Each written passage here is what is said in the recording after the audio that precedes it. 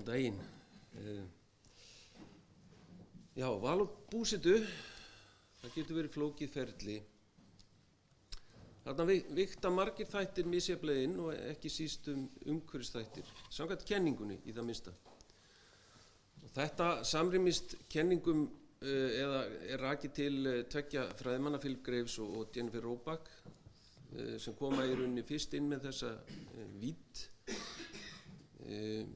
að umhverfisþættir skipti íbúa verulegu máli, þó ekki alla endilega, og ýmsir aðrir þættir hafa síðan verið dregnir þarna inn sem eru flokkaðir saman undir það sem við köllum skynvirði eða amenity values í þessum svokölluðum byggðapælingum, byggðafræði innan hagfræðinar. En ég á rætur mínar rekja til hagfræðinar og kem þaðan inn í þessar byggðapælingar. Og það þá getur sem sagt verið þá þannig að fólk er tilbúið til að fórna ýmsum gæðum sem að þéttbýli eða borgir bjóða upp á til þess að njóta náttúrugæða í ríkara mæli. En þetta á eingöngu við þó ákveðna þjóðfélagshópa eða einstaklinga, því að eins og Tíbut benti á 1956 þá eru íbúðirnir mjög ólíkir þegar kemur að hvernig þarfir þeirra eru og óskir lífsgæði, og hann benti á að það væri þess vegna mjög mikilvægt að hvert samfélag hefði upp á nokkurt úrval af búsetukostum til þess að mannlífið væri fjölbreytt og byði sem flestum tækifæri á að búa þar sem að þeir kysu og mætti í rauninni þeirra óskum og þörfum í varðandi það. Og það sem ég ætla að gera hér er í rauninni að nota reynslugögn úr stórri spurningakönnun og kanna og reyna að draga fram hvert þetta eigi við hér á landi, að sem sagt náttúrugæði og annað þess háttar skipti máli fyrir íbúana og hvort það skiptir þá jafn miklu máli alla saman, eða hvort það er eitthvað munur sem maður getur fundið út úr þessu á milli íbúa hér á Íslandi. Og rannsóknarspurningarnar eru í rauninni tvær. Eru náttúrugæði mikilvæg fyrir val og búsetu hérlendis, og seinni þá einhver munur á milli íbúa hvað það varðar. Oft erum við að nota afhjúpandi stærðir hagfræðingar til að fá fram einhverja svona víddir eins og hvort að skynvirði eða náttúrugæði séu einhvers virði, og stundum er fasteignaverð notað og menn skoða munin á milli einstakra landsvæða, leiðrétta fyrir í rauninni alla mikilvæga skýringaþætti fyrir fasteignaverð og skoða síðan munin, og þá geta menn eða frávik einstakra staða, og þá gæti til dæmis, það oft talað að ekki bara Stykkishólmur sé fallit bæjarstæði, heldur Borgarnes, við höldum því nú til haga, og þar sem ég var hérna á ráðstefnu ekki eingöngu byggðamál, heldur þjóðfélagsvíst á Hornafirði fyrir rúmu ári síðan ef ég man rétt, að þá er það nú afskaplega fallegur staður líka, þannig ég hendi þessu þarna inn, og þá værum við að sjá sem sagt fasteignaverð einhverjum marktækum frávikum fyrir ofan svokallaða miðlínu sem er svona eðlileg eins og í fjarlægð frá borg, getum við sagt. Við höfum líka verið að nota laun til þess að fá fram svona afhjúpandi stærðir að þessu leyti, en það er ekki það sem ég ætla að gera hér. Ég ætla að nota skoðanakannagögn, og þetta er skoðanakönnun sem var gerð árið 2016 og 2017 á nánast öllu landinu, eða lituðu reitunum þarna. Það er sem sagt urðu eingöngu Norðurland eystra og Austurland út undan ásamt höfuðborgarsvæðinu, og það voru 6.000 þáttakendur, sem er nú býsna gott. Það var nú, við lögðum okkur fram að ná svo góðri þáttöku til þess að geta sagt eitthvað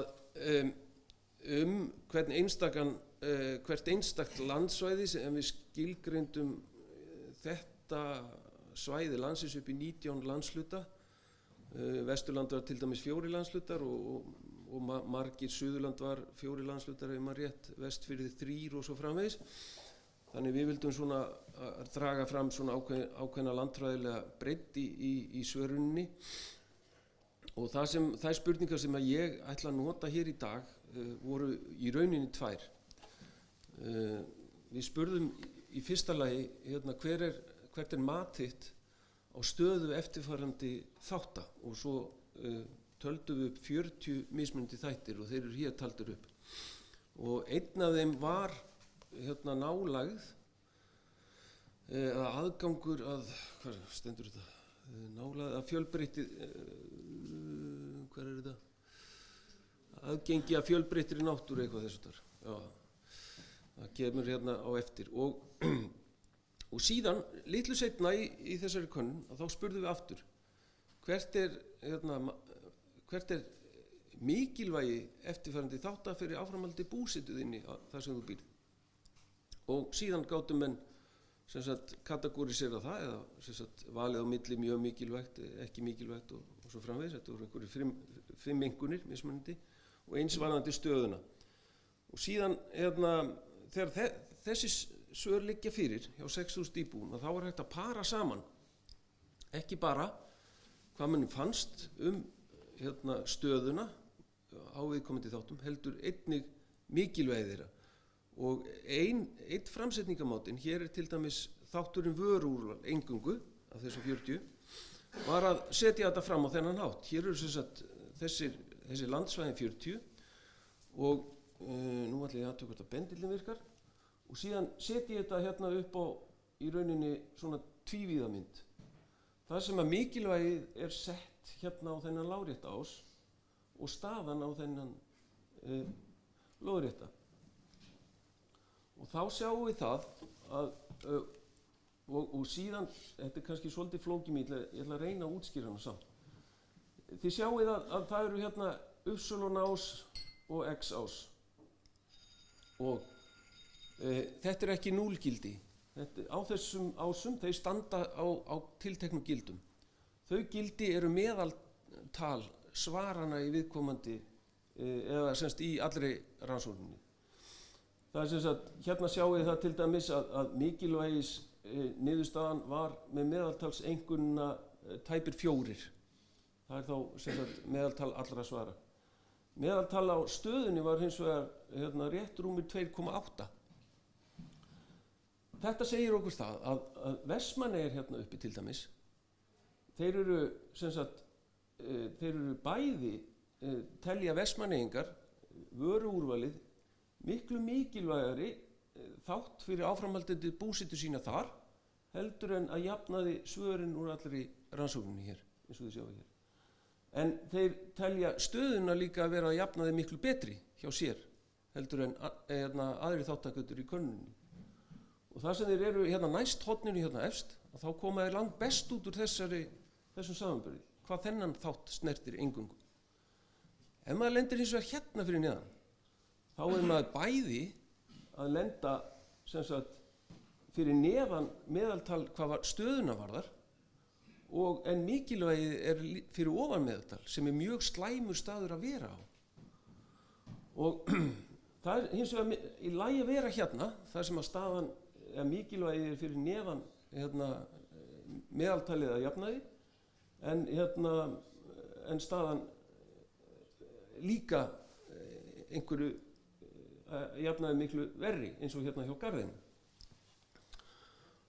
Og þá svona skilgreindi í þessi svæði, það er eiginlega verst að lenda þarna í kassanum, þessum rauða þarna niðri, eða menginu þar, getur við sagt. Það er næst verst að lenda þarna svo í menginu þarna þar sem Garður er, næst best hér en best hér. Þannig fær maður svona innbyrðis samanburð og akkur er ég að bera landshlutana svona saman. Það er vegna þess að þegar maður er að velta fyrir sér hvort að fólk er að flytja, er líklegt til að flytja eða vera, að þá er þessi samanburður alltaf uppi. Fólk er að bera saman staði. Það fer ekkert annað ef það er engan betri stað að finna. Og með þessum hætti er þá hægt að svona átta sig á því hvar veikleikar hvers byggðarlags eða landshluta er að finna. og það geti síðan markerað einhvers konar forgangsröð fyrir því hver verkefni viðkomandi landshlutar til bættrar búsetu ættu að vera. Það sem sagt þeir sem lenda þarna í kassanum lengst í vestakassanum, þessum rauða, það ættu þá að vera verkefni númer 1, 2 og 3 fyrir viðkomandi landshluta sem eru þó þarna sérstaklega Skaftafellssýslur, hvað vöru úrval snertir. Þetta var nú kannski ekki alveg það sem ég ætlaði að endilega leggja áherslu á í þessum fyrirlestri, en þetta var ég kannski að gera til að útskýra þessa mynd. Það sem ég tók eftir hins vegar, þegar koma nálægð við fjölbreytta náttúru, sem að snertir í rauninni efni þessar ráðstefnu, var það að ég fekk í rauninni svona 45 gráðu línu í gegnum safnið nánast. Það engin nema Árnessýsla í Rauðaminginu. Þeir ættu að skoða þennan þátt. Það kannski erfitt að gera eitthvað við þessu. Þú ferð ekki út með skurgru og reynir að útbúa flotta náttúru. En láta það nú vera. Getur þá flutt til okkar. Og það engin hér heldur sko. Þeir sem eru uppi og leggja mjög mikla áherslu á áherslu á fallega náttúru, hún þeim mjög mikilvæg, að þeir eru jafnframt mjög ánægðir með úrvalið þar sem þeir búa. Þeir sem eru niðri, þeir leggja ekki eins mikið upp úr aðgengi að fjölbreyttri náttúru, en þeim líka alveg skít sama. En ég segi það nú kannski ekki alveg, kannski alveg skít sama. Takið eftir því, og ég raka augun í það, að þeir sem eru einmitt í túnfæti höfuðborgarsvæðisins. Takið eftir því. Þeir sem eru þeir eru mjög langt frá því.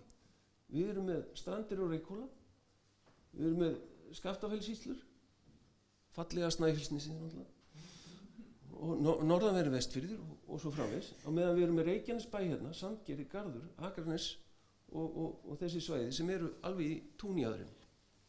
Og þetta fannst mér mjög athyglisvert. Og segir mér það út frá pælingum tíbút að fólk pínulítið, að minnsta kosti hvað þennan þátt varðar, að velja sér í rauninni pínulítið búsetu eftir óskum sínum, hvað skiptir þá máli, að minnsta kosti að þessu leyti. Nú, það sést, getum við verið með kragan, ég set gæsalapir utan á það, þetta ekki kraginn í kjördæmalegu skilningi, heldur svona næstu nágrannar höfuðborgarsvæðisins meira, og svo erum við með mun fjarlægari landsvæði hér. Ég tók eftir þessu líka hvað var friðsælt, þetta þó ekki eins áberandi samhengi og menningu líka.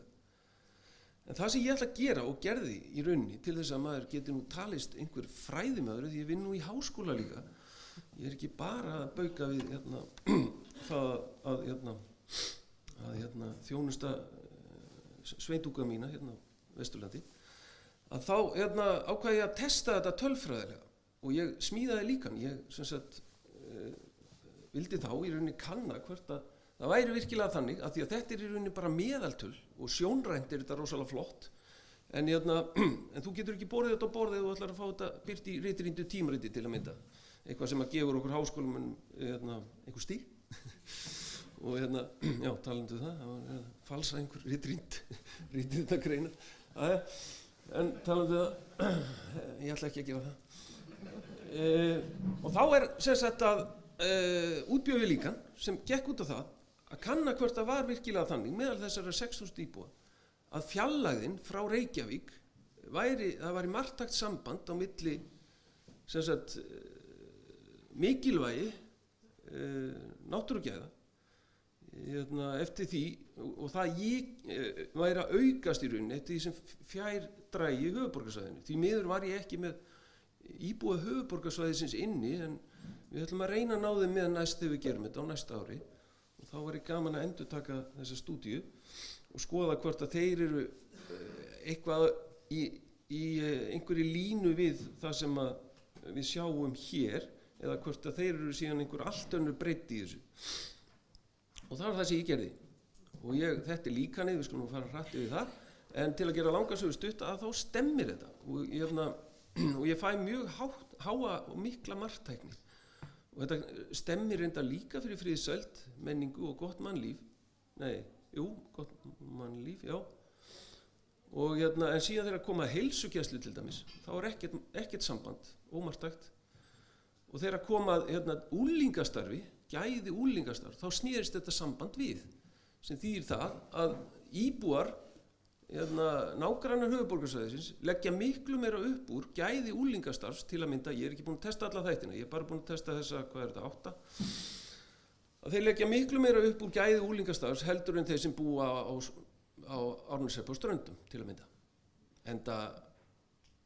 enda er náttúran leikfélagin en ekki kannski endilega tilbúin þjónusta af þessu tagi, kannski, ég veit það ekki. Þannig að þessi tilgáta mín, hún er staðfest með þessu líkani og þessu tölfræði stúdíu. Það er nú miklu meira í þessu reyndar og áhugavert, ég bætti íbúafjölda við og á eftir að bæta við fleiri skýringaþáttum og vinna aðeins meira áfram með þetta. Þannig að þetta gengur upp og við sjáum til dæmis með úlingastarfið, þá er allt í einu Austurhún, Borgarfjörður, Dalir, þau eru komin niður og meðan við erum með Garður og Árnessýslu uppi aftur. Þannig við fáum þetta bæði myndrænt og staðfest. Að lokum, hvernig tíminn hjá mér, en ekki alltaf leið. Að lokum, þá skoðaði ég bæði út frá, ef einhver hefur skilur hvað staðalfrávik er, en að þá skoðaði ég bæði út frá staðalfráviki og meðaltölum hversu sammála eru menn síðan bæði hvernig menn meta stöðuna á náttúrugæðunum í sínu byggðarlagi og hvernig er staðan. Þessi þáttur mældist í rauninni með bestu stöðuna af öllum þessum 40 þáttum og ekki bara það, heldur voru eiginlega allir þáttakendurnir mjög sammála þá niðurstöðu, hvar sem þið bjuggu á landinu. Hvað var það mikilvægisvítina, að þá reyndar lendi náttúran þar í 8. sæti, þið sjáu það hér á, þetta er raðtala, hvar menn lendu. Almennt öryggi lendi efst, gott mannlíf, 3. sæti, friðsæld heilsugæsla mjög ofalega, og svo framvegis, en ég er að einblína á þennan náttúruþátt og síðan raða ég í rauninni þessum þáttum, þetta er í rauninni 7. sæti hér og það er raðað frá lægsta staðarfráviki til þess hæsta sem þýðir það að allir þátttakendur eru frekar sammála þennan mikilvægis þátt líka, ekki mest sammála eins og hvað öryggi varðar en frekar sammála. Þarna eru þetta þessi munur sem kom fram á hann varðandi Suðurnesjamennin á Árneshrepp og Ströndum. Þannig að það útskýrir einhver leyti þetta staðarfrávik að það er ekki efst eða lægst sig. Ég hef svo sem nálgast þessa pælingu í annarri stúdíu og stærri árið 2013 en hún var reyndar ekki svona almenn eins og hér og næst þegar við framkvæmum þessa rannsókn þá munum við taka menguninn, það er svona meira relevant þáttur þegar við erum komið með Akureyri og höfuðborgarsvæðið inni þar sem að staðbundin svifryksmengun er töluvert mikið í umræðinu og ætti þá væntanlega að vera mismunandi afstaða eftir landslutum hvað það varðir, allavega svona myndi maður geta gefið sér það fyrirfram en svo er að sjá hvað kemur síðan í rauninu út úr því og þegar ég tek mengunarþáttinn inn þá fæ ég svona fylltari mynd af þessu hvað varðar náttúru og umhverfismál af því það er nú yfirskrift þessarar ráðstefnu. Niðurstaðan er umhverfisþættir skipta máli er varðar vilja til búsetu víða land sérstaklega hvað varðar náttúru aðgengi að fjölbreyttri náttúru. Ég nefni þarna friðsæld af því að oft er talað hávaða með læti og þess að það sem einhvers konar hljóðmengun þess vegna tíundaði ég hann þarna líka og tók hann með í þessari stúdíu þó að hann eigi þetta ekki eins vel við og hinn þáttur. Almennt eru þáttakarnir sammála þetta. Hins vegar er marktækur munur á sambandi milli Fjarlægðar frá Reykjavík og hversu mikil ánægja með þennan þátt og mikilvægi hans. Takk fyrir hljóð, gott hljóð.